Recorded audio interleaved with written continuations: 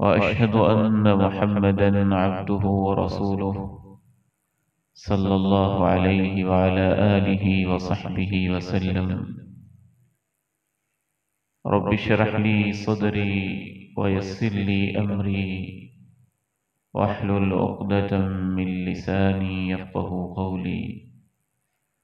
अल्लाहुम्मा आति नफ्सी तक़वाहा व ज़क्किहा फ़अन्त खैरु मन ज़क्काहा अन्त वलियुहा व मौलाहा।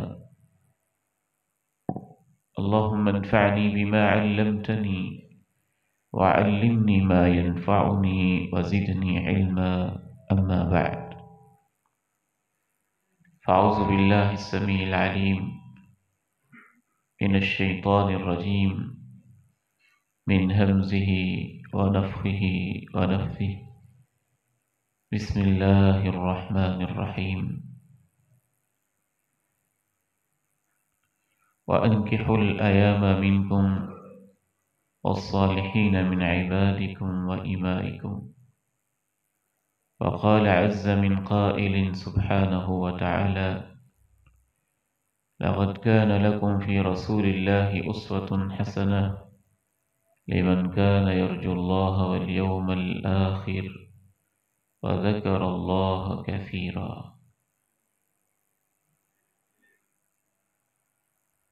रस्मों की जंजीरें, हमारा सालाना प्रोग्राम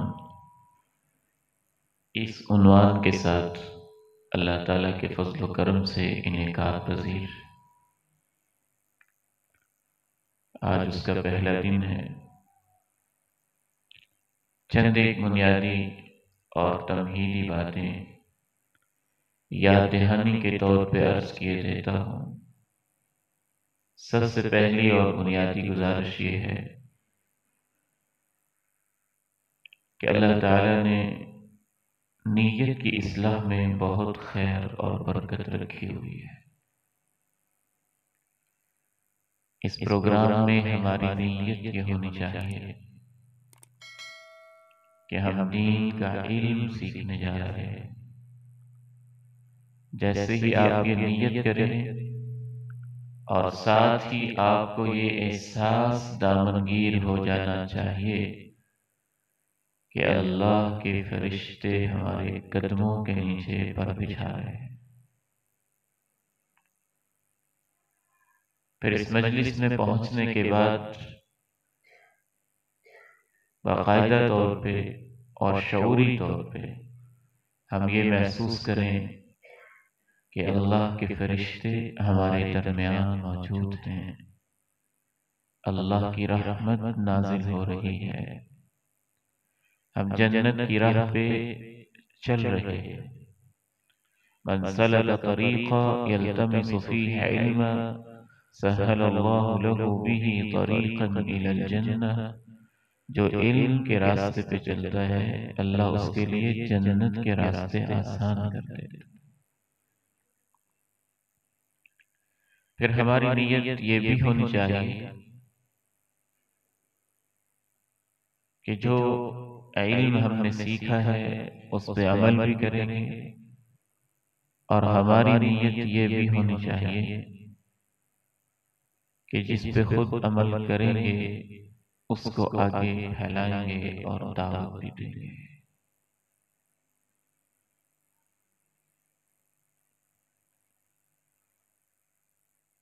कुरान मजीद ने रसूलुल्लाह सल्लल्लाहु अलैहि वसल्लम की आमद के जो मकासिद बयान किए हैं उनमें से एक मकसद ये भी बयान किया यज़उ अन्हुम इसरहुम वल अग़लाल अल्लती कानत अलैहिम। मेरा पैगंबर इसलिए आया है कि जो इंसानों के ऊपर नाजायज बोझ हैं और जो उनके गलों के तौक हैं वो उतार दे। खुसूसन रस्मों की जंजीरों में रस्में बहुत सारी हैं। इब्तिदाई तौर पे हम शादी की रस्मों के ऊपर गुफ्तगू करेंगे। सबसे पहला मसला हमारे मुआशरे में निकाह और शादी के हवाले से ये हुआ है कि हमने इसकी हकीकत, इसकी रूह, इसकी स्पिरिट और इसके मकसद को नहीं समझा। रसूलुल्लाह सल्लल्लाहु अलैहि वसल्लम ने इरशाद फरमाया, ला तकूनु इम्मा, ऐ मेरी उम्मत के लोगों, तुम अंधे न बनना, लाई लग न बनना, मुआशरे के पीछे अंधाधुंध चलने वाले ऐसे न बनना कि तुम कहो इन अहसन अन्नास अहसन्ना व इन असाउ असअना, लोग अच्छा करेंगे तो हम भी अच्छा करेंगे, लोग बुरा करेंगे तो हम भी बुरा करेंगे। आपने फरमाया बल्कि तुम ऐसे बनना कि कहो अगर लोग अच्छा करेंगे तो हम अच्छा करेंगे ही, अगर वो बुरा करेंगे तो हम फिर भी अच्छा ही करेंगे। हमारा मसला इस वक्त ये हुआ है और सबसे बड़ा मसला है वो, मुमकिन है हमारे मुआशरे में वो लोग जिनकी शादी को 40 साल हो चुके हैं, 50 साल हो चुके हैं, 60 साल हो चुके हैं, मुमकिन है उन्होंने अपने एक दो बेटों की शादियां भी कर ली हैं, एक दो बेटियों को रुखसत भी कर लिया है, इसके बावजूद दीन के इल्म से हम इतने नावाकिफ और दूर हैं कि शायद उन 50-60 साल के लोगों को भी नहीं पता कि ईजाब व कबूल क्या होता है। जो शादी की रूह है, जो असल चीज है, मैं तो कहा करता हूं कि हम वो लोग हैं कि हम किसी अनाड़ी को जो ड्राइविंग न जानता हो अपनी 10, 15, 20, 30 लाख की गाड़ी पर नहीं बिठाते और स्टेयरिंग उसके हाथ में नहीं देते कि ये एक्सीडेंट कर देगा, गाड़ी को तबाह करेगा, नुकसान कर देगा। और उस जोड़े के बारे में क्या ख्याल है जिनको हम मियां बीवी के रिश्ते में मुंसलिक कर रहे हैं और उनको यही नहीं पता कि इज़्दिवाजी जिंदगी की जिम्मेदारियां क्या होती हैं। उसने तो आपकी 20 लाख की गाड़ी तबाह करनी थी और ये जोड़ा तो अपनी जिंदगी को और नस्लों को तबाह कर देगा।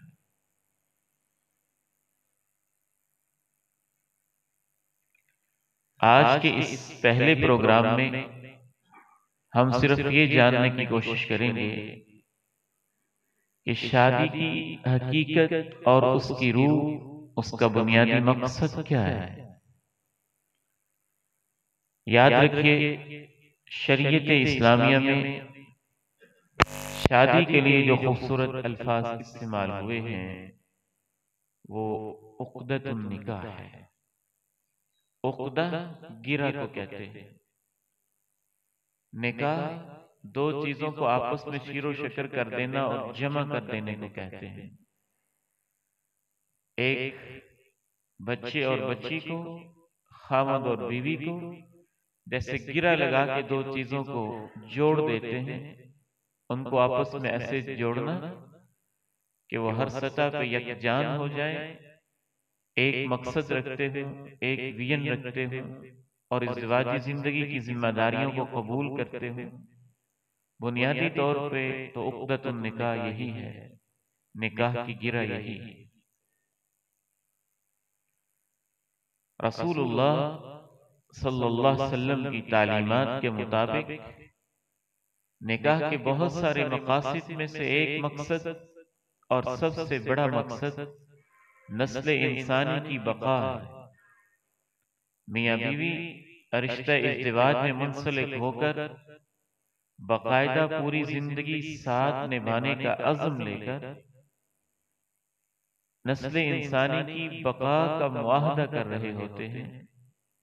निकाह का एक दूसरा बुनियादी मकसद इज्जत की हिफाजत है कि इंसान बेशर्मी, बेहयाई, बदना, फहाशी से बच जाए। निकाह का 31वां अहम मकसद इंसान की निगाहों के अंदर हया आ जाए। निकाह का एक चौथा मकसद खानदानी निजाम को तहफ्फुज मिल जाए। निकाह का एक पांचवा मकसद मियाँ बीवी अल्लाह के फजल और अल्लाह के करम से एक साले खानदान की बुनियाद बन जाए और उम्मत मुहम्मदिया अला साहिबिहा अस्सलावात व तस्लीमात, इमाम कायनात अलैहिस्सलातु वस्सलाम की उम्मत की तामीर करें, अफराद की तश्कील करें, औलाद की मिलजुल के तरबियत करें। निकाह के ये बुनियादी मकासद हैं, बाकी सब जरूरियात हैं। तो निकाह के ये जो मकासद शरीयत इस्लामिया हमारे सामने रखती है, इसके लिए सबसे खूबसूरत लफ्ज निकाह ही है। हमने उस लफ्ज को जब अपनी जुबान के अंदर ढाला और उसे शादी का लफ्ज दिया, तो शादी में हमें इस लफ्ज पर एतराज नहीं। हम ये नहीं कहते कि लफ्ज कोई नाजायज है, लेकिन ये लफ्ज निकाह का तर्जुमा नहीं है, एक नया लफ्ज है। शादी का लफ्ज एक जश्न को शो करता है, फंक्शन को शो करता है, खुशी मनाने को शो करता है, एक तकरीब को शो करता है। निकाह की रूह और मकसदियत को जाहिर और वाज़े नहीं करता है। जब निकाह इतनी बुनियादी जरूरत है और इस कदर बुनियादी मसला है, तो आप ईमानदारी के साथ बताइए कि फिर उसे आसान होना चाहिए या मुश्किल होना चाहिए। जो बुनियादी जरूरत है, हर इंसान की जरूरत है, मुआशरे की जरूरत है, हर खानदान की जरूरत है, हर गरीब की जरूरत है, हर अमीर की जरूरत है, हर मजहब वाले की जरूरत है, तो उसे आसान होना चाहिए और बिल्कुल आसान होना चाहिए। जरूरियात तो बहुत बात की बात है, हमारा दीन तो वैसे ही आसानी के ऊपर मबनी है। रसूलुल्लाह सल्लल्लाहु अलैहि वसल्लम ये तालीम दिया करते थे,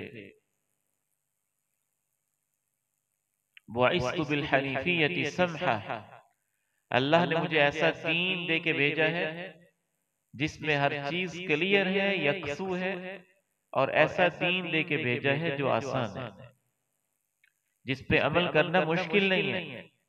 आप ये नसीहत फरमाया करते थे, यस्सिरा वला तुअस्सिरा, यस्सिरु वला तुअस्सिरु, आसानियां करो, मुश्किल न करो, आसानियां पैदा करो, पेचीदगियां ना पैदा करो, आसानियां पैदा करो, मुश्किलें ना पैदा करो।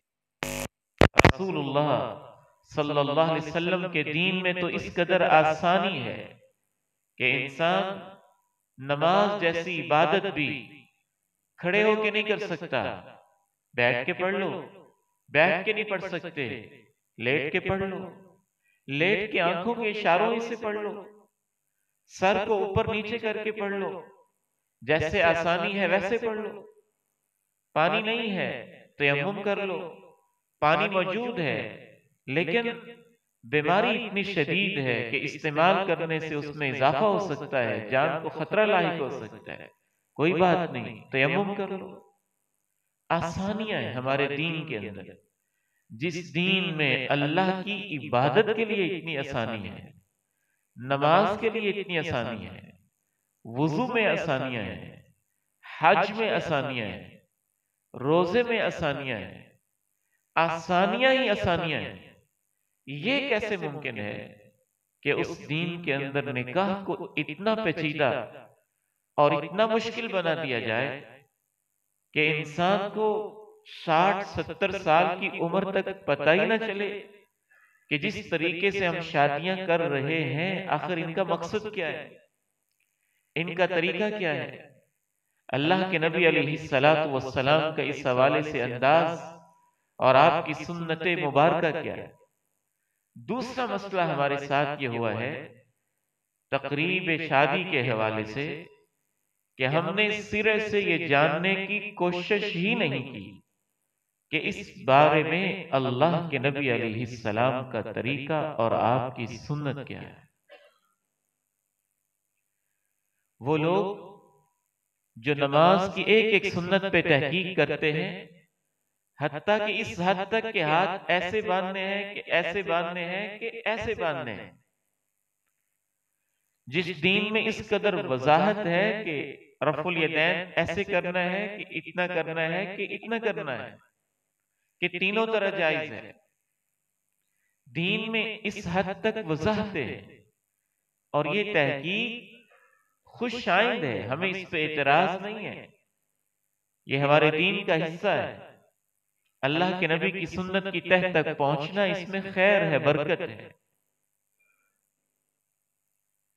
लेकिन एतराज इस चीज के ऊपर है कि वो शख्स जो नमाज के मामले में इतना हसास है, आमीन के मामले में हसास है, रफूल यदैन के मामले में हसास है, इबादत को समझने के बारे में हसास है, शैतान ने उस शख्स के जहन में ये बात डाल दी है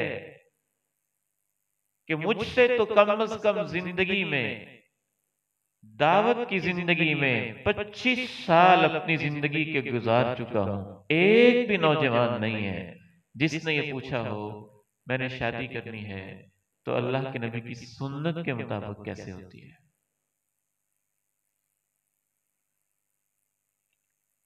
चले वो नौजवान है, एक बाप भी मेरी 25 साल जिंदगी में ऐसा नहीं है जिसने ये कहा हो कि मैंने अपने बेटे की शादी करनी है तो अल्लाह के नबी की सुन्नत कैसे है। इस बारे में अल्लाह के नबी अलैहिस्सलातु वस्सलाम का तरीक़ाकार क्या है। गोया हमने अपने तौर पर ही ये फर्ज कर लिया कि शादी के मामले में तो सुन्नत को जानने की जरूरत ही नहीं है, जैसे सारे करते हैं हम भी कर लेंगे, जैसे माशरा कर रहा है वैसे हम भी कर लेंगे। गोया के शादी के मामले में अल्लाह मुझे और आपको हिदायत नसीब फरमाए, हमने सुन्नत को बाहर कर दिया। अल्लाह के नबी अलैहिस्सलाम की जिंदगी को, आपके उस्वा हसना को एक साइड पे कर दिया। दूसरा बहुत बड़ा मसला हमारे साथ ये हुआ है, हालांकि दीन तो हमें ये कहता था उदखुलू फिस्सिल्मी काफ़ा, पूरे के पूरे दीन में दाखिल हो जाओ। दीन तो हमें ये तालीम देता था, लक़द कान लकुम फी रसूलिल्लाहि उस्वतुन हसना लिमन कान यर्जुल्लाह वल यौमल आखिर व ज़करल्लाह कसीरा। तुम्हारे लिए अल्लाह के पैगंबर की जिंदगी बेहतरीन, हमेशा से खूबसूरत नमूना है उसके लिए जिसको अल्लाह याद है, जिसको याद है कि अल्लाह के सामने पेश होना है, जिसको याद है कि आखिरत भी है और जिंदगी का हिसाब भी है, और जिसको याद है हर हर कदम पे कि मेरा रब है और मैंने उसके हुक्मों के मुताबिक जिंदगी गुजारनी है। जिसके अंदर ये तीन सिफतें पाई जाती हैं कि उसका अल्लाह पर ईमान हो, आखिरत पर ईमान हो, और जो हर हर कदम पे अल्लाह को याद रखता हो और उसे ही अपना खालिक व मालिक समझता हो, उसके लिए तो अल्लाह के नबी की पूरी जिंदगी उसवा हसना है। नहीं ऐसे ही जैसे बाकी मामलात में हमने आपको फॉलो करना है, तो शादी निकाह के मामलात में भी अल्लाह के नबी अलैहिस्सलातु वस्सलाम को फॉलो करना। तीसरा मसला ये हुआ है शादी की तकरीब के हवाले से कि हमारी कई नस्लें हिंदुओं के साथ रही है, हमारी जुबान एक जैसी रही है, हमारा कल्चर, जोग्राफियाई हदें, मेलजोल, उठना बैठना, सकाफती ताल्लुकात, तहजीबी मामलात, तमद्दुनी सिलसिले, तालीम व ताल्लुम, मिलना मिलाना, कारोबार और बिजनेस हिंदुओं के साथ रहा है। तो बहुत सारी वो चीजें हमारी शादी के अंदर लाशऊरी तौर पर वो आ गई हैं जो असल में हिंदुआना कल्चर था, इस्लामी कल्चर नहीं था, इस्लामी तहजीब नहीं थी। सिर्फ शादी में ही नहीं, गमी के अंदर भी, गमी के अंदर भी। हजरत मौलाना उबैदुल्ला सिंधी रहमहुल्लाह बहुत बड़े आलिम गुजरे, हिंदू सकाफत, हिंदू तहजीब को बहुत अच्छी तरह जानते थे। वो अपनी किताब के अंदर बाकायदा तौर पर ये बात लिखते हैं कि हिंदुओं के यहाँ जैसे हमारे यहाँ शादी के 2 गवाह होते हैं, हिंदुओं के यहाँ ये अजीब रस्म थी कि वो तो हर चीज को पूछते थे, और जिन चीजों को पूछते थे उनके अंदर आग भी थी। आग को भी अपना वो एक देवता ही समझते थे। तो शादी में बाकायदा उनका हिंदुआना तसव्वुर था कि दूल्हा दुल्हन को निकाह और शादी के मौके पे इनको आपस में इज़्दिवाजी जिंदगी में जोड़ते हुए हम आग के देवता को इस शादी का गवाह बनाते हैं। उस मकसद के लिए वो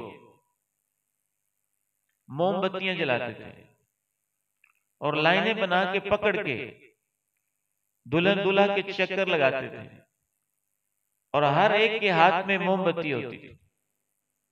वो आग के देवता को इस शादी का गवाह बना रहे होते थे। उस रस्म को अब आप जोड़ें, हमारे यहाँ आज भी किस अंदाज से मेहंदी की रस्म हो रही है, और कैसे मोमबत्तियां जलाई जाती हैं, और कैसे हर एक के हाथ में एक प्लेट होती है और मोमबत्ती को रोशन किया जाता है। तो आपको पता चलेगा कौन कौन सी चीजें हमने कहां कहां से ली हुई है। तो तीसरा मसला हमारे साथ ये हुआ कि हमारी शादी की तकरीब में बस हिंदुओं के साथ मेलजोल की वजह से बहुत सारी चीजें ऐसी शामिल हो गईं जो असल में हिंदुआना कल्चर था। चाहिए तो ये था जब हमारे आबा व अजदाद मुसलमान हुए थे तो हम उनसे सीखते, उलमा से पूछते कि अब हमने कलमा पढ़ लिया है तो हमारी शादी मुसलमानों वाली कैसी होगी, और ये इस्लामी कैसे होगी, और ये अल्लाह के पैगंबर अलैहिस्सलातु वस्सलाम की सुन्नत के मुताबिक कैसे होगी। चौथा मसला हमारी शादियों के अंदर ये हुआ जिस वजह से वो गैर इस्लामी होती गई, बल्कि अल्लाह के साथ बगावत वाली होती गई। कि जब हिंदुओं से हमारी जान छूटी तो फिर अंग्रेज हमारे हुक्मरान बने, हम उनकी गुलामी में आए। मगरबी तहजीब, इसकी चकाचौंध, इसकी फहाशी बेहयाई और इसका सरमायादाराना निजाम, इसने हमें जकड़ लिया। तो बहुत सारी रस्में फिर हमारी शादी में अंग्रेजों की नकाली में, मगरबी तहजीब की नकाली में, खुसूसन वो रस्में जो बेहयाई के ऊपर मबनी है, वो हमने मगरबी तहजीब से ले ली और अंग्रेजों की नकाली के अंदर हम उनको लेते गए। और पांचवा मसला हमारे साथ, शादी को बजाय इसके कि एक ईमान का हिस्सा समझा जाए, बल्कि उसे ईमान की बगावत बनाने में पांचवें जिस चीज ने किरदार अदा किया वो तकलीद आबा, कि हमने शादी के मामले में पैगंबर की सुन्नत की बजाय कि बस हमारे खानदान में ऐसे होता है तो हम ऐसे ही करेंगे, फलां की भी ऐसे हुई थी, फलां ने भी ऐसे किया था, फलां ने भी ऐसे किया था, फलां ने भी ऐसे किया। इस हवाले से एक छठा फैक्टर हमारी शादियों का दीन से दूर होना और पैगंबर की सुन्नत से बगावत पर मबनी होने में जो शामिल हुआ वो इंतहाई खतरनाक है, और वो था फख्र, मुबाहात, रियाकारी, तसन्नो, तकल्लुफ, बनावट। और ज्यादातर ये फैक्टर है हमारे यहां जो अक्सर रस्में पाई जाती हैं, अगर उनको गौर से देखा जाए, या उसमें अपने आप को ऊंचा दिखाना मकसद है, या माल की नुमाइश मकसद है, या दूसरों की जेब पे हाथ डालना मकसद है, और दूसरों से माल बटोरना मकसद है, अपनी तिजोरियां भरना मकसद है, या अपने माल की नुमाइश करना मकसद है। अगर आपको पूरी तरह क्लियर नहीं है, सिर्फ एक छोटी सी मिसाल देता हूं। अभी 2 दिन पहले की बात है, मैं एक सफर से वापस आ रहा था और रास्ते में एक बारात जा रही थी। वीडियो बन रही है, कारों की एक लंबी लाइन लगी हुई है और साइड वाले शीशों के ऊपर बैठ के नौजवान, और जिनके पास दूसरी गाड़ियां हैं जिसके सेंटर से दरवाजा उठ सकता है, तो वो उससे अपना मुंह बाहर निकाल के 10-10 रुपए की, 20-20 रुपए की दस्तियां हाथ में पकड़ के वो यूं फेंके जा रहे हैं। और जहां ज्यादा आबादी आती है, चौक में खड़े होकर फेंक रहे हैं। गाड़ियां चल रही हैं, रास्ता ब्लॉक हो रहा है। ये खतरा भी मौजूद है कि कोई बच्चा ही नीचे ना आ जाए, किसी का नुकसान ही ना हो जाए। लेकिन दौलत की ये नुमाइश मुसलसल जारी है। अगर सदका मकसद होता, खैरात करना मकसद होता, अल्लाह को राजी करना मकसद होता, गरीब लोगों की हमदर्दी मकसद होता, बच्चों के साथ खैरखाई मकसद होता, तो मैं नहीं कहता, आप अपने दिल पे हाथ रख के अपने ज़मीर से पूछें, क्या उसके लिए ऐसे नुमाइश होती? क्या उसका ये तरीका होता? क्या उसका ये अंदाज होता? क्या उसके लिए ये पैटर्न होता? तो बहरहाल मेरे इल्म के मुताबिक ये 6 किस्म के बुनियादी फैक्टर थे जिन्होंने हमारी शादियों को न सिर्फ ये कि ईमान का हिस्सा न रहने दिया, बल्कि ईमान से बगावत बना दिया। अल्लाह और अल्लाह के रसूल की नाफरमानी का एक खतरनाक तरीन मजमुआ बना दिया।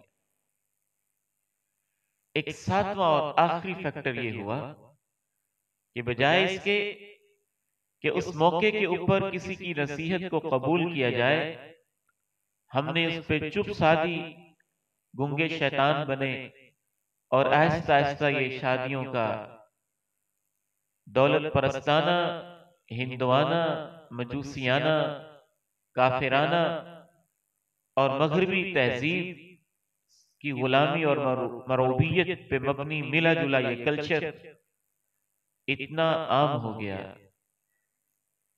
कि हमने उसे एक स्टेटस सिंबल समझ लिया,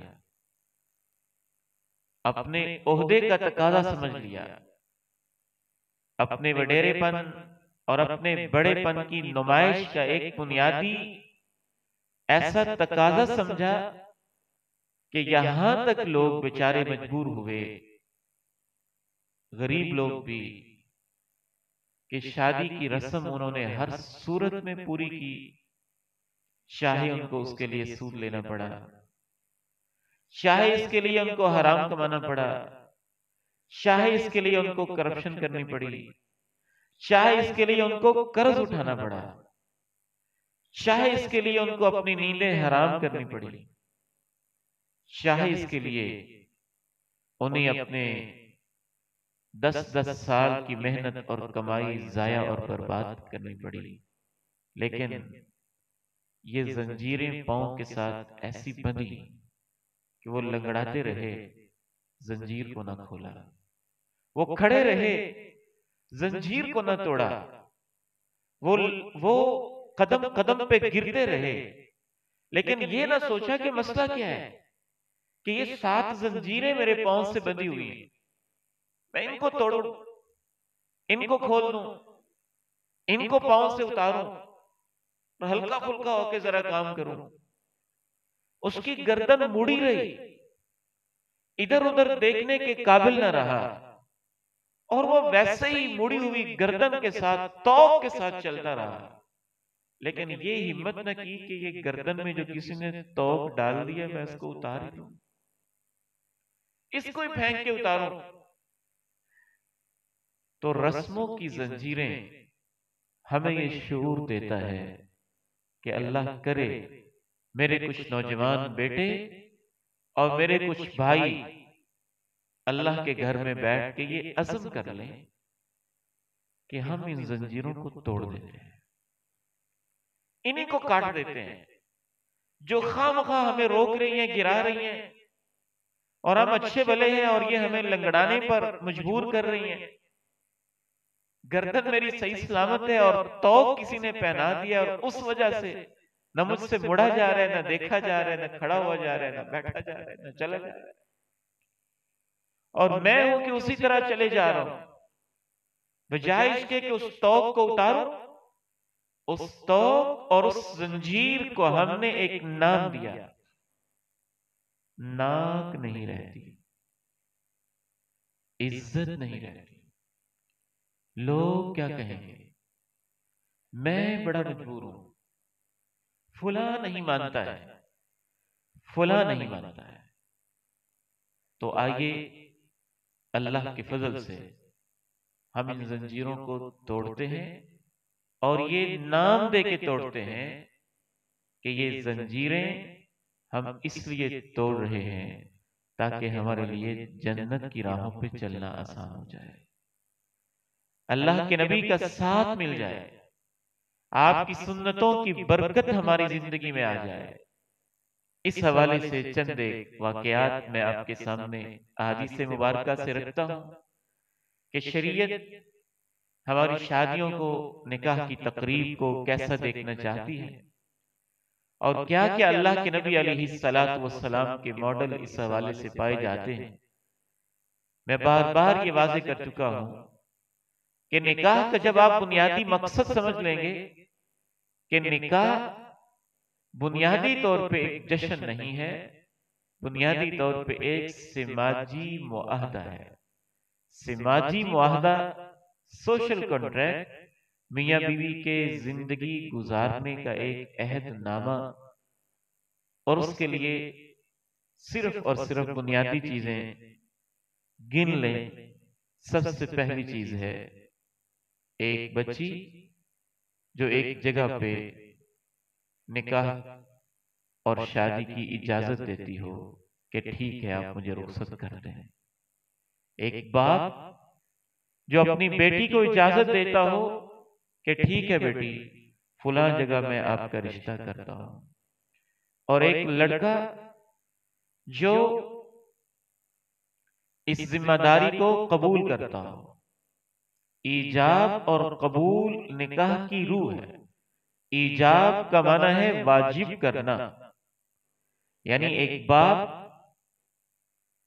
एक महफिल में गवाहों की मौजूदगी में अल्लाह की आयात की तिलावत के बाद सबके सामने उसकी नुमाइंदगी करते हुए एक आलिम दीन या निकाह खां ये कहता है फलां की बेटी इतना हक महर इन गवाहों की मौजूदगी में आपके निकाह में दी जाती है। यह है ईजाब। निकाह में देने का मतलब है ईजाब। ईजाब का मतलब है वाजिब कर देना। अब उसने एक बहुत बड़ी जिम्मेदारी उस दुल्हे के ऊपर वाजिब कर दी।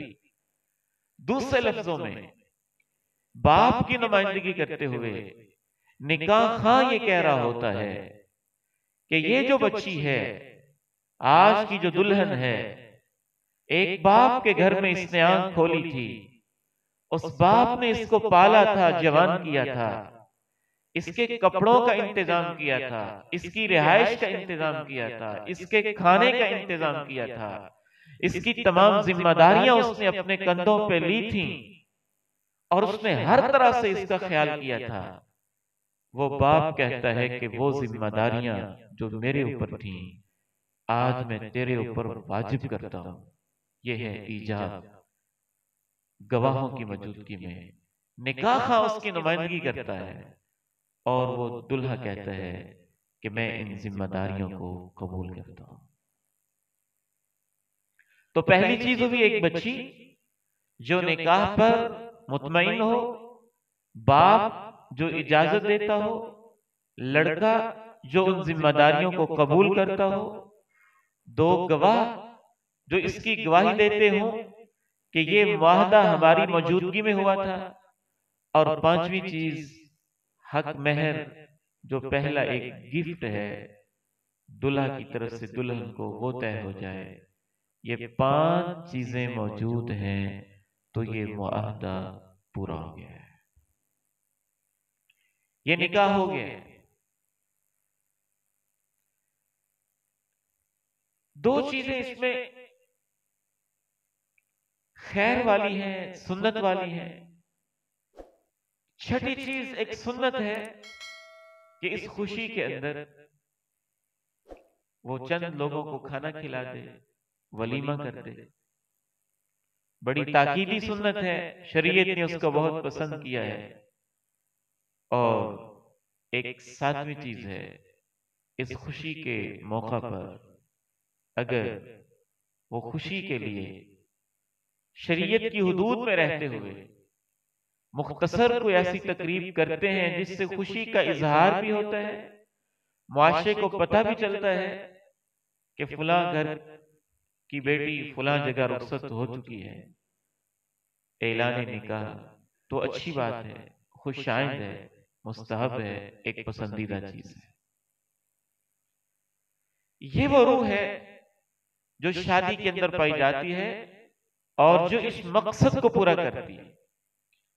अब अल्लाह के नबी अलैहिस्सलाम के अहद मुबारक में इस रूह को पूरा करते हुए कैसे शादियां हो रही हैं, और आज तक कितनी खूबसूरती से कुछ बड़े खूबसूरत नमूने हमारे सामने रहे हैं, वो चंद एक मैं आपके सामने पेश किए देता हूं।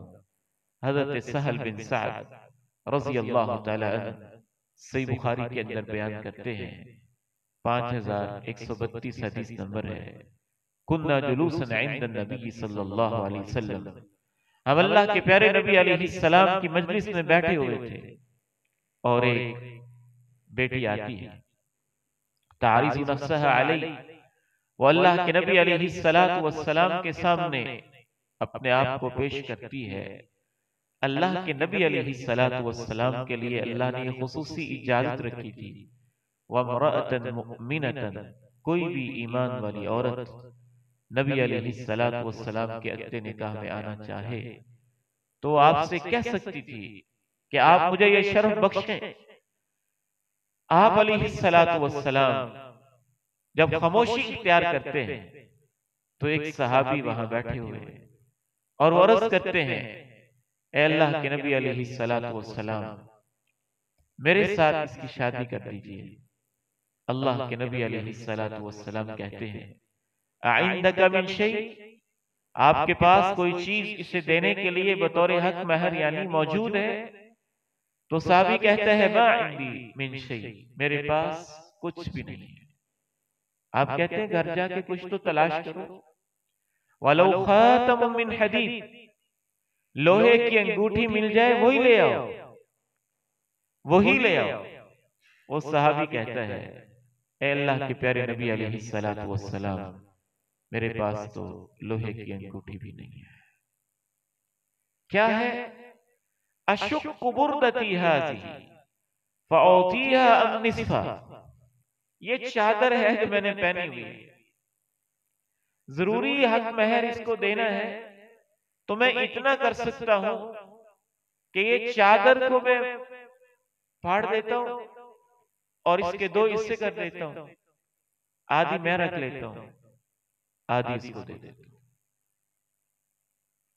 इस पे आपने गौर करना है कि वो सहाबी गरीब है, लाजमी नहीं कि सारी शादियां ऐसी हों, लेकिन इससे सबक जो सीखने वाली बात है कि एक गरीब इंसान क्यों अपने ऊपर जंजीरें पहन पहन के और तोप डाल डाल के सिर्फ नाक रखने के लिए उसने इसको बोझ बना दिया है, और मुआशरे ने उसको इतना मजबूर कर दिया है कि इसके बगैर उसकी बेटी को कोई कबूल ही नहीं कर रहा। और इसके बगैर उस बेचारे का फर्ज अदा ही नहीं हो रहा। तो इस जंजीर को तोड़ने के लिए तो माशरे को इज्तिमाई तौर पे किरदार अदा करना होगा। अकेला गरीब तो कुछ नहीं कर रहा। एक मिंबर से तो ये आवाज उठेगी कि आसानियां पैदा करो, और माशरे के कुछ दर्दमंद लोग बेदार होंगे कि ठीक है, एक बोझ है, इसे फेंकना चाहिए, और जंजीर है, उसे तोड़ना चाहिए। और कुछ अहले सरवत, अल्लाह उनके दिल में ये जज्बा पैदा करेगा कि अल्लाह ने बेशक हमें माल दिया है, लेकिन हम एक मिसाल बनते हैं, हम एक मॉडल बनते हैं, हम एक उसवे हसना पे अमल करने वाले लोग बनते हैं। तो फिर आहिस्ता आहिस्ता इसके अंदर आसानी आई।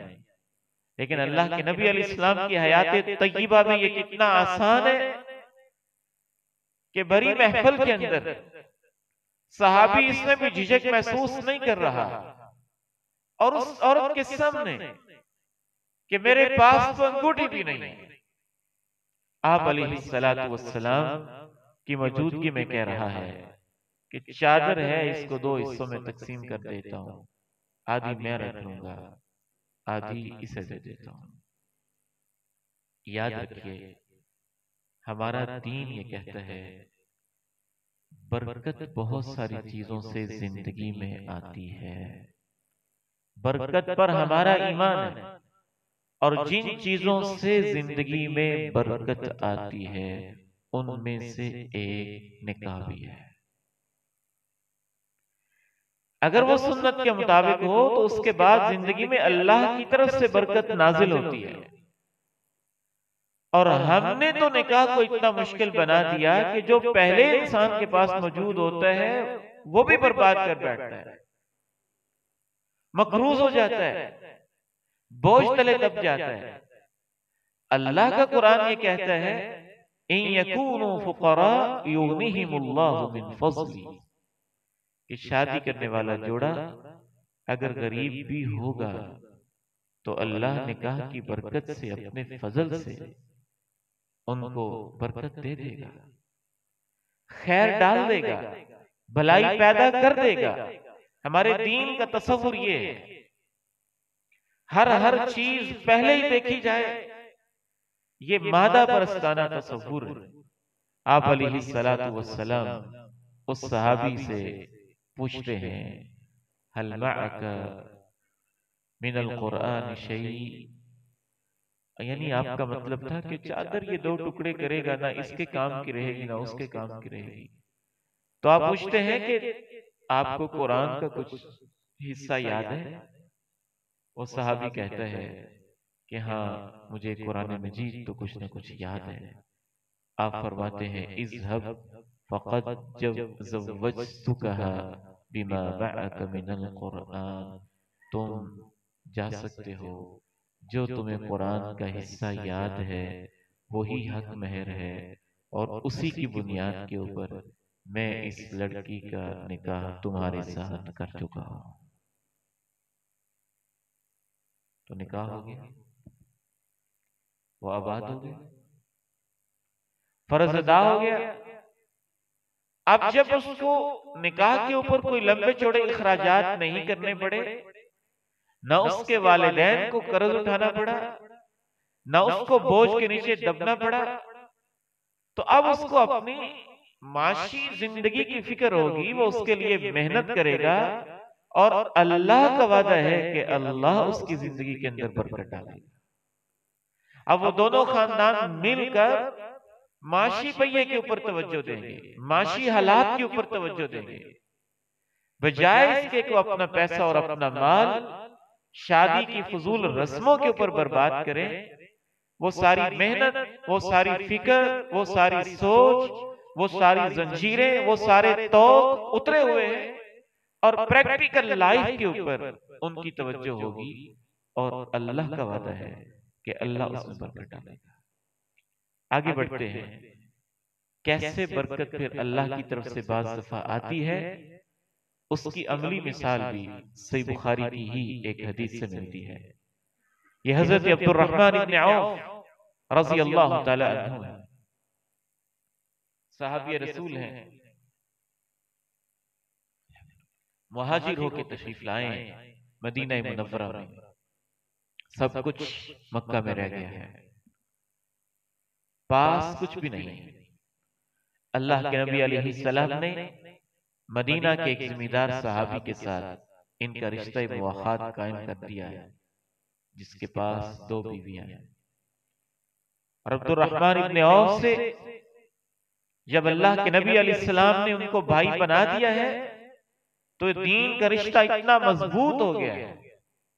हमारे जहन में अगरचे इसके ऊपर इश्कालात पैदा होते हैं, लेकिन शरी हवाले से तो इसे एक इसार ही समझा गया है कि वो यहां तक सहाबी अपने भाई अब्दुर्रहमान से कहता है कि तुम मक्का से हिजरत करके आए हो, ना तुम्हारा घर है, ना बीवी है, ना जमीन है, ना पैसा है, ना कारोबार है। मैं सब कुछ तुम्हारे साथ तकसीम करता हूं, जमीन भी, जायदाद भी, सब कुछ। मेरी 2 बीवियां हैं और उनमें से मैं एक बीवी को भी अपने निकाह से फारिग करता हूं। अगर और कोई रिश्ता नहीं है तुम्हारे पास, जाहिर है इसी पस मंजर में कहता है, जब वो इद्दत गुजार के फारिग होगी तो उसके साथ तुम निकाह कर लेना। अब्दुर्रहमान इब्ने औफ किसी ऑफर को भी कबूल नहीं करते और कहते हैं अल्लाह आपको बरकत दे, आप मुझे बस इतना बता दें कि मदीने की मार्केट और बाजार कौन सा है। जनाब अब्दुर्रहमान इब्ने औफ मदीना मुनव्वरा में अपना कारोबार शुरू कर देते हैं। जो अल्लाह उनको हिम्मत देता है, जैसे भी इन्वेस्टमेंट करते हैं, जैसे भी मजदूरी करके पैसे कमाते हैं, बरकत तो अल्लाह ने डाली। शादी कर लेते हैं और शादी के बाद अल्लाह के प्यारे नबी अलैहिस्सलाम से मुलाकात होती है। और ये खास अल्लाह के नबी के सहाबा में से है, मुहाजिर सहाबा में से है और मक्का से आए हुए हैं, अल्लाह के नबी के शहर से हैं। ये नहीं कि मदीना के सहाबी और आप इनको जानते नहीं हैं। जनाब अब्दुर्रहमान इब्ने औफ शादी से फारिग हो चुके हैं और उनके कपड़ों पे जर्द रंग की शादी की एक निशानी नजर आती है, जो उस सकाफत के मुताबिक उस दौर में होती होगी। इस पे भी हम इंशाल्लाह बात करेंगे कि हमारा दीन ये नहीं कहता कि मकामी सकाफत की हर चीज खत्म कर देनी है। अब्दुर्रहमान इब्ने औफ जिस माहौल में है, उस मकामी सकाफत के अंदर, मकामी कल्चर के अंदर जर्द रंग का निशान दुल्हा के कपड़े पे दिखाई देता है। आप देखते हैं तो आप कहते हैं अब्दुर्रहमान आपने शादी कर ली है? कहते हैं शादी कर ली है। आप फरमाते हैं कम सुक्त इलैहा, अपनी दुल्हन को तुमने क्या हक मेहर दिया है? कहते हैं ज़ीनत नवाति मिन ज़हब, खजूर की जो गुठली होती है उसके मुताबिक सोना मैंने हक मेहर दिया है। आप फरमाते हैं औलिन वलो बिशातिन, वलीमा जरूर करना, अगरचे एक बकरी ही ज़बह करके खिला देना, वलीमे का एहतमाम करना। यहां तक सही बुखारी की हदीस है। चंद एक नतायज हमने खुद इससे निकालने कि मदीने की छोटी सी आबादी में शादी और निकाह इतनी आसानी के साथ ये तकरीब हो रही है कि उस सहाबी को यह फिक्र भी नहीं है कि मैंने लाजिमन अल्लाह के नबी अलैहिस्सलाम को दावत देनी है। ये फिक्र भी नहीं है अगर मैंने उनको ना बुलाया तो क्या हो जाएगा। ये भी नहीं है कि लाजमन वही मेरा निकाह पढ़ाएंगे। ये फिक्र भी नहीं है कि मैंने इसके लिए कोई बहुत बड़ा जश्न करना है। ये फिक्र भी नहीं है कि उस वक्त तक मेरी शादी नहीं हो सकती जब तक मैं इतनी और इतनी कमाई नहीं कर लेता हूं। याद रखिए, अगर आप निकाह को मुश्किल करेंगे तो शैतान है ना, वो जिना को आसान कर देगा। हमारे मुआशरे में शादी जिस कदर मुश्किल हो चुकी है, जैसी जंजीरें और गले के तोक बन चुके हैं, उसका ही नतीजा है। एक अहम तरीन फैक्टर है शादी के तकल्लुफात और शादी के नाजायज बोझों का भी, कि आज बहुत सारी बच्चियों की भी शादियां लेट हो रही हैं और बच्चों की भी शादियां लेट हो रही हैं। 25, 30, 35 साल तक की बच्चियां घरों में बैठी परेशान हैं और जिना मुआशरे के अंदर आम हो चुका है। ये दोनों लाजिम व मलज़ूम है। शादी मुश्किल होगी तो जिना आम होगा, शादी आसान होगी तो जिना मुश्किल होगा। इन दोनों का आपस में गहरा ताल्लुक है, इसलिए आप इन चीजों को मामूली ना समझें और लाइट ना लें कि कोई मसला नहीं है। बहुत बड़ा मसला है। अहले सरवत के लिए मसला नहीं भी है तो सोचने की बात यह है कि हमारे मुआशरे में मालदार कितने लोग हैं। हर घर के अंदर तो गुर्बत नाच रही है। यहां बच्चियां गुर्बत से खुदकुशियां कर रही हैं। यहां के बाप बच्चियों के फर्ज अदा करने के गम में बूढ़े हुए जा रहे हैं। यहां एक बाप गुर्बत का मारा 5-5 अपने बच्चों को नहर में फेंक रहा है। इन हालात के अंदर अगर आपने शादी की जंजीरें ऐसे ही बांध के रखी और गले के तौक ऐसे ही रखे तो मैं समझता हूं कि अहले सरवत मुआशरे के गरीब लोगों के मुजरिम होंगे और कल क़यामत के दिन ये गरीब लोग इनका गिरबान पकड़े। ना तुम इसे इतना मुश्किल बनाते और ना हमारे लिए इतनी मुश्किल होती। जितना आप शादी को मुश्किल करते जाएंगे, फहाशी फैलती जाएगी, बेहयाई फैलती जाएगी, शैतान अपनी राहें बनाता जाएगा, फजूल खर्चियां बढ़ती जाएंगी, जिना भी बढ़ता जाएगा, बदकारी भी बढ़ती जाएगी, सूद भी बढ़ता जाएगा, करप्शन भी बढ़ती जाएगी, बेहयाई भी बढ़ती जाएगी। एक शादी के साथ बहुत सारे गुनाह जुड़ते चले जाएंगे। जिसने हमारे ईमान की आसानी का जरिया बनना था वो हमारे लिए ईमान की तबाही का बाइस बनती चली जाएगी। तो इसको आसान करना बहुत अहम तरीन तकाजा है। यही अब्दुर्रहमान इब्न औफ रज़ियल्लाहु ताला अन्हु व अर्ज़ा, अल्लाह ताला फिर इनको ऐसी बरकत देता है। नबी अलैहिस्सलाम दुआ देते हैं अल्लाह आपको बरकत दे। अगर हमारी सोसाइटी और हमारा मुआशरा होता तो ना तो इनको रिश्ता मिलता, ना ये कारोबार कर सकते, ना बिजनेस कर सकते, ना उसके अंदर कोई खातिर खा इन्वेस्टमेंट कर सकते। मसाइल दोनों तरफ से हैं, बच्चे वालों की तरफ से भी हैं और बच्ची वालों की तरफ से भी हैं। अल्लाह पे तवक्कुल, अल्लाह पे यकीन, कुछ अल्लाह पे एतमाद और कुछ चीजें अल्लाह पे छोड़ना, ये हमारे मुआशरे से खत्म होता जा रहा है। तो वो सारी फजूल खर्चियां और रस्मों की जंजीरें तोड़ के सादगी के साथ अब्दुर्रहमान इब्न औफ रज़ियल्लाहु ताला अन्हु का निकाह हुआ है। कारोबार पे मेहनत हुई है, अल्लाह ने इतनी बरकत डाली है। इनकी पूरी जिंदगी में से नहीं, सिर्फ वो चीजें जो वफात के वक्त अल्लाह की राहों में दी जा रही थी और इनकी विरासत में थी, उनमें 1000 ऊंट थे, 3000 बकरियां थी, 100 घोड़े थे और इनकी बीवियों के अंदर जो विरासत तकसीम हुई थी वो सोने की बड़ी बड़ी डलियां थी जो काट काट के तकसीम की गई थी। और जो इन्होंने वसीयत की थी कि अल्लाह की राह में देना है, सिर्फ वो सोना 50,000 दीनार था। 50,000 दीनार, एक दीनार उस दौर का 4.25 ग्राम बनता है। एक दीनार तकरीबन 4.25 ग्राम का है। 50,000 को अब आप 4.25 ग्राम से ज़रब दे दें और फिर उसका जो हासिल है उसको जब आप अंदाजा लगाएंगे और किलो के अंदर कन्वर्ट करेंगे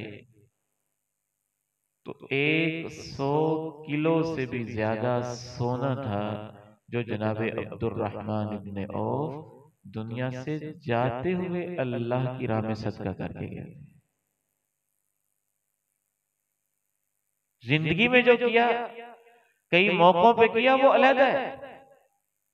इनको तो तारीख कहती है ताजिरुर रहमान कि अब्दुर्रहमान इब्ने औफ वो सहाबी थे जो अल्लाह के साथ अपनी तिजारत किया करते थे। तो बहुत सारे उसके अंदर फैक्टर्स थे, लेकिन उनमें से एक अहम तरीन फैक्टर ये भी था कि इनके पांव के साथ ये जंजीरें नहीं बंधी हुई थी। आगे चलते हैं, एक और वाकया अल्लाह के नबी अलैहिस्सलाम की जिंदगी में होने वाला निकाह वो भी आपके सामने पेश करते हैं। और ये कायनात का हुसीन तरीन जोड़ा है। अल्लाह के नबी अलैहिस्सलाम की बेटी और आपकी साहिबजादी सय्यदा फातिमा रजी अल्लाह तआला अन्हा और आपके बनने वाले दामाद सय्यदना अली रजी अल्लाह तआला अन्हु। जनाब अली रजी अल्लाह तआला अन्हु, उनका वाकया मुस्नद अहमद के अंदर मौजूद है। फरमाते हैं कि जब सय्यदा फातिमा रजी अल्लाह तआला अन्हा के साथ मेरा निकाह हुआ तो आप अलैहिस्सलाम ने फरमाया, अली फातिमा को हक महर में कुछ दो। मैंने कहा अल्लाह के नबी अलैहिस्सलाम मेरे पास तो कुछ भी नहीं है। फरमाया दिरुकल हुतमिया, तुम्हारी वो जीरा जो हुतमी जीरा है वो मौजूद है। कहा जी वो मौजूद है। और वो 400 दिरहम की थी। दिरहम चांदी के सिक्के होते थे और ये मामूली कीमत बनती है, बहुत ज्यादा नहीं बनती। आपने फरमाया यही उनको हक महर में दे दो। ये सुनन नसाई की हदीस है। हक महर दे दिया गया। सय्यदा फातिमा रजी अल्लाह तआला अन्हा को इमाम कायनात अलैहिस्सलातु वस्सलाम रुखसत कर रहे हैं तो उनके साथ क्या भेज रहे हैं? बअस मअहा बिखमीलतिन व विसादतन मिन अदमिन हशुहा लीफ व रहयैन व सिकाअन व जर्रतैन। उस दौर के हिसाब से एक माकूल और मुनासिब चीजें हैं। आप अलैहिस्सलातु वस्सलाम अपनी बेटी को एक चादर देते हैं, एक तकिया देते हैं, 2 चक्कियां देते हैं आटा पीसने वाली, और एक मिशकीजा देते हैं पानी भरने के लिए, और 2 घड़े देते हैं एक्स्ट्रा जिनमें पानी रखा जाता है। एक में पानी रखा जाता है, दूसरा पानी लाने के लिए इस्तेमाल होता है। और आप अलैहिस्सलातु वस्सलाम इस सादगी के साथ सय्यदा फातिमा रजी अल्लाह तआला अन्हा को रुखसत करते थे। एक और निकाह भी सुन लीजिए, ये भी सही बुखारी में इसकी तफसील मौजूद है। मुख्तसरन मैं आपके सामने अर्ज करता हूं। सय्यदा सफिया रजी अल्लाह तआला अन्हा, इनके साथ नबी अलैहिस्सलातु वस्सलाम का निकाह हालत सफर में हुआ है। गोया कि अहद नबी के अंदर शादी एक ऐसी चीज थी जो सफर में भी हो जाती थी, अपने हालात के मुताबिक हो जाती थी। तो आप अलैहिस्सलातु वस्सलाम सफर में ही गजवा से वापसी पे इनके साथ शादी करते हैं। और आप अलैहिस्सलातु वस्सलाम सहाबा किराम से कहते हैं कि जो किसी के पास मौजूद है वो ले आए। जअल अर्रजुलु यजीउ बिल अक़ीद, कोई पनीर ला रहा है। वजअल अर्रजुलु यजीउ बिस्समन, कोई घी ले आया। वजअल अर्रजुलु यजीउ बित्तमरी, और कोई खजूरें ले आया। खजूर, घी, पनीर उनको मिक्स किया, एक मालीदा बन गया, एक डिश बन गई जिसको हाइस कहा जाता है। आज के दौर में हम कह सकते हैं सोन हलवा की तरह की एक स्वीट डिश तैयार हो गई। उसको दस्तरखान पे बिछा दिया गया। अल्लाह के नबी अलैहिस्सलाम ने कहा यही मेरा वलीमा है। एक और निकाह है, उसमें जरा एहतिमाम नजर आता है, वो सफर में नहीं है, वो आम नॉर्मल हालात में है। शायद वो आपकी जिंदगी का सबसे बड़ा वलीमा है। इमाम कायनात अलैहिस्सलाम की शादी सैयदा ज़ैनब रज़ी अल्लाह तआला अन्हा के साथ जब हुई, तो आपके खातमे खास जनाब अनस रज़ी अल्लाह तआला अन्हु बयान करते हैं, मा औलमा अला इम्राअतिन मा औलमा अला ज़ैनब, अल्लाह के नबी अलैहिस्सलाम ने सबसे बड़ा वलीमा अपनी अहलिया सैयदा ज़ैनब रज़ी अल्लाह तआला अन्हा का किया। ये वो वलीमा था जिसमें नबी अलैहिस्सलाम ने अपने वलीमे के अंदर अपने तमाम सहाबा को रोटी और गोश्त पेश किया था, और खूब सैर होके सहाबा ने खाया, जी भर के सहाबा ने खाया।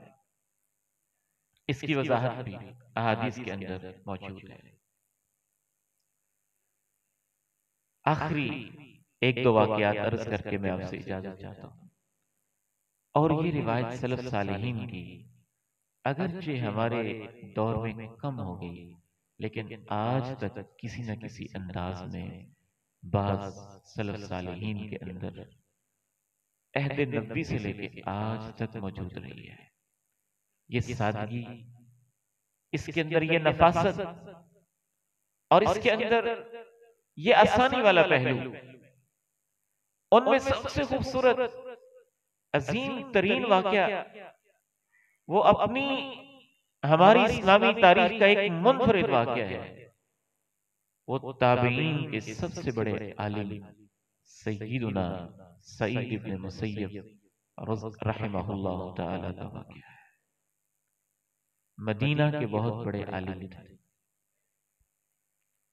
40 साल तक सईद इब्न मुसय्यब रहमहुल्लाह तआला को अल्लाह ने अपना ही एक अजीब तकवा दिया था। सच्ची बात है, इन लोगों का तज़किरा करते हुए हमें तो वैसे ही शर्म महसूस होती है कि हम कितने कमजोर हैं। सईद इब्न मुसय्यब रहमहुल्लाह तआला को अल्लाह ने इतना अजीम मकाम दिया और पूरे मदीने में इतनी इज्जत दी कि वक़्त का जो सबसे बड़ा बादशाह था और खलीफा था उम्मी अब्दुल मलिक बिन मरवान, उसने इनके घर में पैगाम भेजा था कि आपकी बेटी मैं अपनी बहू बनाना चाहता हूँ अपने शहजादे वलीद के लिए। सईद इब्न मुसय्यब रहमहुल्लाह ने कहा यह नहीं हो सकता, मैं अपनी बेटी को आपके घर नहीं भेज सकता। कोई वजह होगी, उनको इतराज होगा, क्योंकि उनकी निगाह न मनसब पे थी, न दौलत पे थी, न ओहदे पे थी। हत्ता के बाद तारीखी रिवायात ये भी बताती हैं कि उस जालिम शख्स ने इस इनकार की वजह से इमाम सईद इब्न मुसय्यब रहमहुल्लाह को सजा भी दी और तशद्दुद भी किया। लेकिन ये ना मेरी बेटी है, मेरी मर्जी है, मैं इस शहजादे को अपनी बेटी नहीं दे सकता। बहुत ही अल्लाह ने इनको तकवा दिया था, बहुत ही इज्जत दी थी। बेटी को अल्लाह ने हुस्न भी दिया था, जमाल भी दिया था, हाफिजा भी थी, आलिमा भी थी, मुहद्दिसा भी थी, हुस्न जमाल भी था, और वक़्त के एक बहुत बड़े आलिम की बेटी भी थी। तो इमाम सईद इब्न मुसय्यब रहमहुल्लाह ने इनकार कर दिया। जाहिर है और भी रिश्ते आए होंगे, इनकार किया। इनका एक शागिर्द था कसीर रहमहुल्लाह, नेकी और तकवा वाला था, साथ साथ रहता था, हदीस का बड़ा शौकीन और फिदाई था, और इनका खास शागिर्द था। काफी सारे उसके नागे हुए, और कई दिनों के बाद आया इमाम सईद इब्न मुसय्यब रहमहुल्लाह ने उससे पूछा, कसीर क्या वजह है, इतने नागे और इतनी देर बाद आए हैं? कहने लगा, उस्ताद जी मेरी बीवी फौत हो गई थी, उस वजह से मामलात ऐसे रहे कि मैं दर्स हदीस के अंदर हाजिरी नहीं दे सका। ये बात कही सैयदना सईद इब्न मुसय्यब रहमहुल्लाह ने अपने शागिर्द के साथ ताज़ियत की, इसको दुआ दी, और जब मजलिस बर्खास्त हो गई, सब लोग चले गए, तो इनको कहा कि आप बैठे रहो। बैठ गए। कहा आपकी बीवी फौत हो गई, तो फिर आपने आगे शादी कर ली? कहने लगे उस्ताद जी,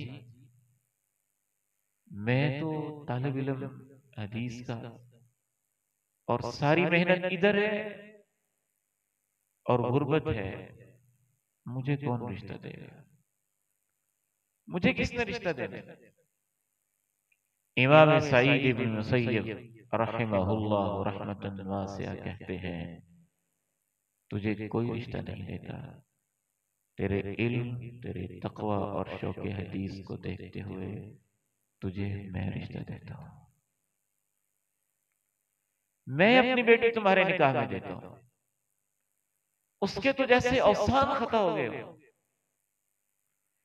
कि वो वक्त के इमाम जिन्होंने एक शहजादे को ठुकरा दिया और मुझे रिश्ता देते हैं। अजब कैफियत, कैसे उनके पसीने छूटे, खुशी की, हैरत की अजीब कैफियत। उसी कैफियत में वो घर वापस चला जाता है। इमाम ज़हबी सियर आलाम नुबला एक बहुत अजीम किताब है मुहद्दिसीन के हालात पे, उसमें लिखते हैं कि रात को इनके शागिर्द का दरवाजा खटखटा है और वो परेशान हो जाता है कि रात के इस वक्त कौन हो सकता है। मुझे अब याद नहीं आ रहा दिन का वक्त है या रात का वक्त है, पर इनके घर का दरवाजा खटखटा है तो परेशान हो जाता है कि कौन है दरवाजे पे, मन बिलबाब, कौन है दरवाजे पे? जवाब आता है, आपके दरवाजे पे सईद है। वो कहते हैं कि सारे ही सईद मेरे जहन में आए, फलां सईद हो सकते हैं, फलां सईद हो सकते हैं, फलां सईद हो सकता है। उस्ताद जी का नाम भी सईद है कि उस्ताद जी मेरे दरवाजे पे हो सकते हैं, ये तो मैंने सोचा भी नहीं था। वो मस्जिद नबी को छोड़ के कम ही कहीं जाते थे।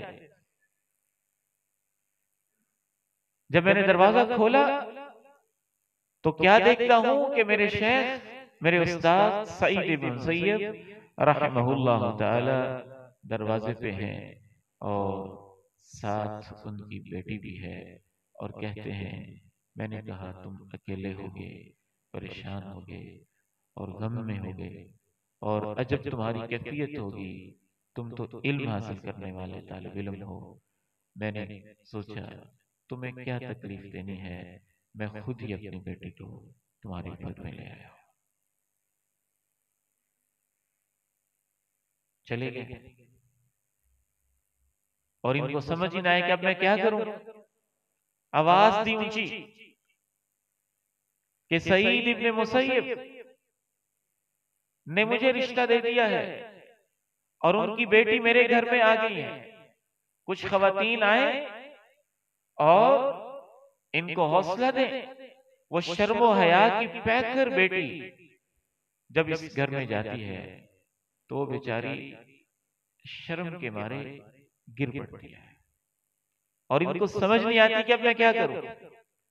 ये आवाज लगाते हैं, फिर खवातीन जमा होती हैं और इनकी वालिदा कहती हैं कि वो मुत्तकी परहेजगार शख्स हैं, उनको जैसे समझ आई उन्होंने किया, लेकिन बेटे तू इस बेटी के करीब नहीं जा सकता।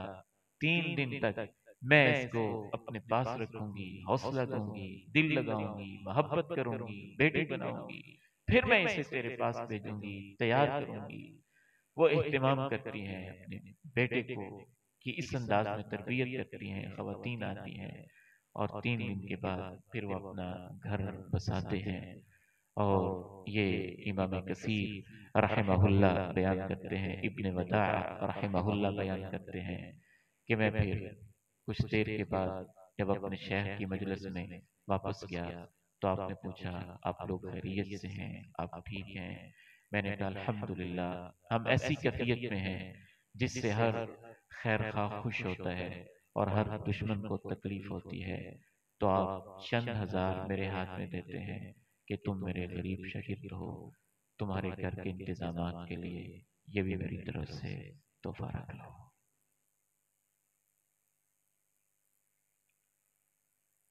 ना हम तकवा के उस लेवल पे हैं और ना ईमान के उस लेवल पे हैं। मकसद सिर्फ यह है कि इससे हमें सीखने को तो बहुत कुछ मिलता है, उस लेवल पे नहीं तो कुछ तो उसके करीब हो जाए, कुछ तो सादगी आ जाए, कुछ तो जंजीरें टूटे और कुछ तो बोझ हल्का हो। और आखिरी एक वाक्य अर्ज करके मैं आपसे इजाजत चाहता हूं। ये इसी दौर का वाक्य है। हजरत मौलाना अब्दुल्ला बहावलपुरी रहमहुल्लाह रहमतन वासिया बहावलपुर कॉलेज के प्रोफेसर थे और अल्लाह ने उनको कमाल तकवा दिया था। गुज़श्ता दिनों बहावलपुर में मेरा दर्स कुरान था और वहां के साथियों ने इनके ऐसे ऐसे ईमान अफरोज वाकयात सुनाए कि इंसान हैरान रह जाता है। हजरत अब्दुल्ला बहावलपुरी रहमहुल्लाह रहमतन वासिया किसी अजीम मिशन और सफर पे जा रहे थे और जिस दिन जाना था उसी दिन इनका भांजा मिलने आया। अब भांजा मिलने आया तो ये परेशान हो गए कि बेटे मैंने तो सफर पे जाना था, अब तुम्हारी कजन जवान है, मैं उनके पास अगर तुम्हें छोड़ता हूं तो तुम गैर महरम हो, घर में और कोई है नहीं, और अगर वैसे ही सिला रहमी के खिलाफ है कि इतनी दूर से तुम मिलने आए हो। इस परेशानी का हल हजरत हाफिज अब्दुल्ला बहावलपुरी रहमहुल्लाह जो हमें कुछ उलमा ने बताया उसके मुताबिक ये निकालते हैं। कहते हैं बेटे मैं सफर को भी पेंडिंग नहीं कर सकता, तुम मेरे भांजे भी हो, अजीज भी हो, तुम्हारी नेकी और तकवा मुझे इस पे खुशी भी है, इत्मीनान भी है, तुम मेरे घर भी आए हो, मैं अभी मौके पर ही अपनी बेटी के साथ तुम्हारा निकाह कर रहा हूँ। निकाह कर देते हैं और कहते हैं तुम यहाँ रहो, इसके महरम बन गए हो और मैं सफर पे जा रहा हूँ। ऐसी सादगी भी दुनिया ने देखी। और ये तो कल की बात है। सूफी ऐश मोहम्मद रहमहुल्लाह रहमतन वासिया हमारे पास यहाँ भी कई दफा तशरीफ लाए। फैसलाबाद के एक गांव के साथ उनका ताल्लुक था। उनका भी भांजा उनको मिलने आता है और ये उनके दामाद ने खुद बात बताई एक आलिम दीन को। असगर साहब उनके भांजे का नाम था। मिलने आए और जोहर की नमाज का वक्त था, नमाज से फारिग हुए। जाहिर है भांजा था, बच्चा था, जानते थे उसके अखलाक और दीन पे खुश थे। कहा बेटे तुम मिलने तो आई हो, तो बजाय इसके कि तुम वापस ऐसे जाओ, बेटी से कहा कि बेटी तुम्हारा कजन है, मेरा भांजा है, मिलने आया है, मैं तुम्हारा फर्ज अदा करना चाहता हूँ और चाहता हूँ कि आज ही तुम्हारी रुखसती भी कर दूं और उसके साथ अपनी बेटी को निकाह करके रुखसत भी कर देते। यानी ये तो आखिरी लेवल की मिसालें हैं कि इस लेवल तक भी बाज उलमा में, अहले इल्म में, दीन वालों में तकवा रहा है। चले हम उस लेवल पे नहीं पहुंच सकते, लेकिन कुछ सादगी तो हमारे मुआशरे के अंदर आनी चाहिए। और जो निकाह का असल मकसद है उसको समझते हुए इसमें हमें आसानी की तरफ जाना चाहिए। अल्लाह ताला से दुआ है कि हमें तौफीक नसीब फरमाए। कल इंशाल्लाह इस मौजू को हम मजीद आगे बढ़ाएंगे कि इस आसान से शादी के तसव्वुर को हमने कैसे कैसे मुश्किल बना दिया है और कहाँ कौन कौन सी रस्में इसके अंदर हमने नाजायज और हराम शामिल कर दी हैं और उनमें क्या क्या गुनाह पाए जाते हैं। बारात की क्या हैसियत है, जहेज की क्या हैसियत है, मेहंदी की क्या हैसियत है, माइयों की रस्म का क्या स्टेटस है और शरई हवाले से उसकी क्या हैसियत है। इस पे इंशाल्लाह चंद बातें हम कल की गुफ्तगू में करेंगे। आपसे दरख्वास्त है कि आप दुआ कीजिए, अल्लाह ताला सेहत व ईमान वाली ज़िंदगी दे, शरह सदर नसीब फरमाए, हमारे इस प्रोग्राम को कबूल फरमाए, अपने अहबाब को भी दावत दीजिए। और मैं एक बड़े ही गम की खबर शेयर करता हूँ आपके साथ। हमारे बड़े ही प्यारे शेख, हमारे उस्ताद मोहतरम और हमारे मुरब्बी, जिनसे हमने सही बुखारी पढ़ी और 55 साल इस अल्लाह के बंदे ने सही बुखारी 55 मरतबा पढ़ाई हुई है। बहुत बड़ा एजाज है। हजरत शेख अब्दुल अजीज अलवी रहमहुल्लाह, शेखुल हदीस जामिया सलफिया फैसलाबाद, अल्लाह को प्यारे हो चुके हैं। अल्लाह ताला उनकी मग़फ़िरत फरमाए, उन्हें जन्नत में आला मकाम अता फरमाए, उनके दर्जात बुलंद फरमाए, हम फ़कीरों को उनके लिए सदका जारिया बनाए। फैसलाबाद में कल 10:30 बजे हमें इत्तला दी गई है उनकी नमाज जनाजा की। आप अपनी दुआओं में हमारे शेख को ज़रूर याद रखें, अल्लाह ताला उनकी मग़फ़िरत फरमाए। और खैर के दीन के ये प्रोग्राम मुश्तरका काविशों से चलते हैं। आप तमाम अहबाब कम अज़ कम एक साथी को, 2 साथियों को ज़रूर दावत देके इन प्रोग्राम्स के अंदर शामिल करें।